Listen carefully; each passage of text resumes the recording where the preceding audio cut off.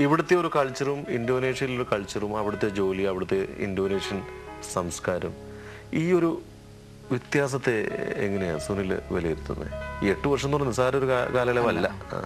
ഇന്തോനേഷ്യയിൽ കുറേ കാര്യങ്ങൾ പറയണം. ശരിക്കും ഇന്തോനേഷ്യ എന്ന് പറയുന്നത് വളരെ ഒരു വിചിത്രമായ രാജ്യമാണ്. അതായത് പണ്ട് ഹിന്ദുസ് ആയിരുന്നു, ഇപ്പോൾ അതിൽ നല്ലൊരു ശതമാനവും മുസ്ലിംസാണ്.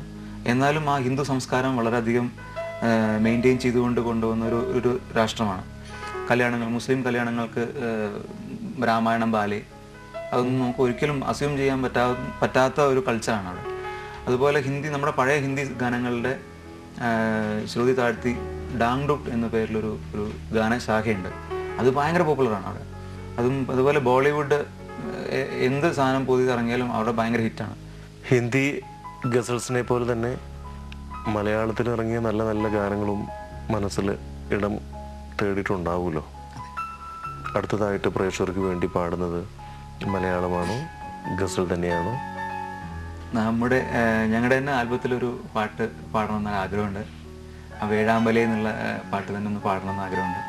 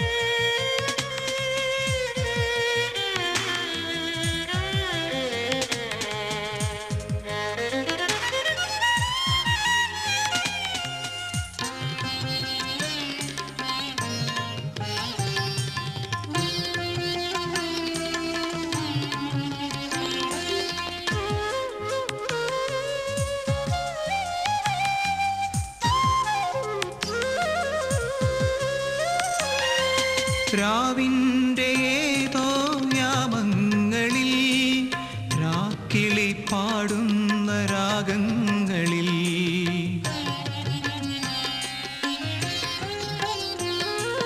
രാവിൻ്റെ ഏതോ യാമങ്ങളിൽ രാക്കിളി പാടുന്ന രാഗങ്ങളിൽ കേൾക്കുന്നു ഞാൻ നിന്റെ ഗദ്ഗതങ്ങൾ നിന്നിലെ വേദനകൾ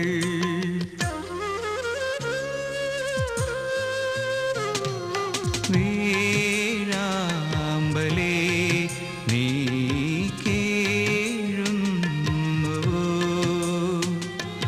വേർപാടിലെന്നും തേങ്ങുന്നുവോ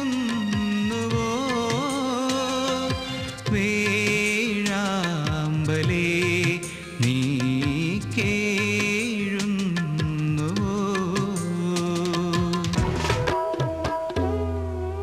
എന്തൊക്കെയാണ് ഈ ചുരുങ്ങിയ കാലയളവിനുള്ളിൽ ലീവിന് എത്തിക്കഴിഞ്ഞ് തിരിച്ചു പോകുന്നതിനുള്ളിൽ തീർക്കാനായിട്ട് പ്ലാൻ ചെയ്തിരിക്കുന്നത്? പുതിയ പുതിയ ഇതേപോലെയുള്ള ആൽബംസ് ആണോ? സത്യം പറഞ്ഞു കഴിഞ്ഞാൽ ഇതിൻ്റെ ഈ PR വർക്കിൻ്റെ മുഴുവൻ ക്രെഡിറ്റും സുനിതയ്ക്കാണ്. ഞാൻ അവിടെ ഇങ്ങനെ ജോലി ചെയ്യുന്നു, കുറച്ച് കാശുണ്ടാക്കുന്നു, തിരിച്ചു വരുന്നു എന്നല്ലാതെ ഇതിൻ്റെ മുഴുവൻ ക്രെഡിറ്റും സുനിതയ്ക്കാണ്. സുനിത ബോംബെയിൽ നിന്ന്, സുനിത ഇപ്പോൾ അവിടെ പഠിപ്പിക്കുന്നുണ്ട്. ഇപ്പോൾ ഒരു 4-5 മാസമായിട്ട് ബോംബെയിലുള്ളൂ. ആർട്ട് ഓഫ് ലിവിങ്ങിൻ്റെ അവരുടെ സ്കൂളിലാണ് ഇപ്പോൾ സുനിത പഠിപ്പിക്കുന്നത്, ബോംബെയിൽ. അപ്പോൾ അവിടെ കുറേ ലൈവ് പ്രോഗ്രാംസ് ഒക്കെ ചെയ്തു. അവിടെ നിന്നാണ് ഇപ്പോൾ ഒരു ആൽബം ചെയ്തു. ഇങ്ങനെ ഓണത്തിൻ്റെ സീസണിൽ കുറേ ചാനൽസിലൊക്കെ ചെയ്തു.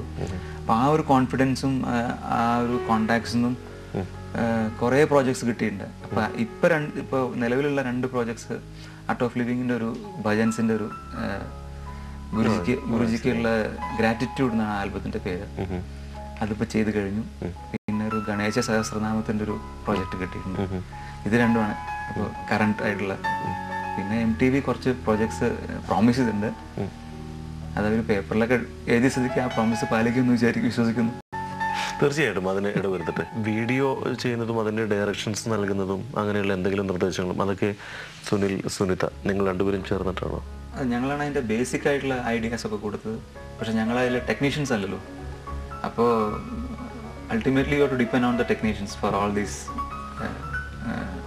Technical activities. അപ്പോൾ ഞങ്ങളുടെ ഭാഗത്തു നിന്നുള്ള ക്രിയേറ്റീവ് ഇൻപുട്സ് മാത്രമേ ഉള്ളൂ. ബാക്കിയുള്ള അതിൻ്റെ ടെക്നിക്കൽ ക്രെഡിറ്റ് മുഴുവനും അതിൻ്റെ ടെക്നീഷ്യൻസിനാണ്. ഞങ്ങളത് മദ്രാസിനാണ് എഡിറ്റ് ചെയ്തത്.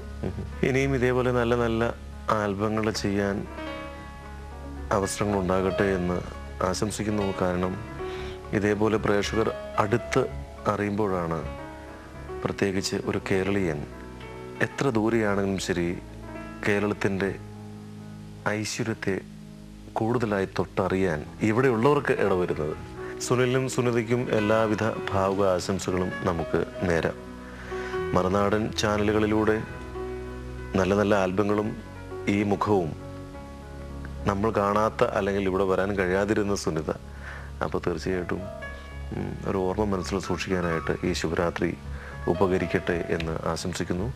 ഇവിടെ വരാനും തിരക്കുകൾ മാറ്റിവെച്ചുകൊണ്ട് നാടുമായി താതാത്മ്യം പ്രാപിച്ചുകൊണ്ട് തന്നെ പാടുവാനും കഴിഞ്ഞതിൽ അതിയായിട്ടുള്ള സന്തോഷം പ്രേക്ഷകർക്കായി പങ്കുവയ്ക്കുന്നു. Wish you all the best. Thank you very much. Thank you.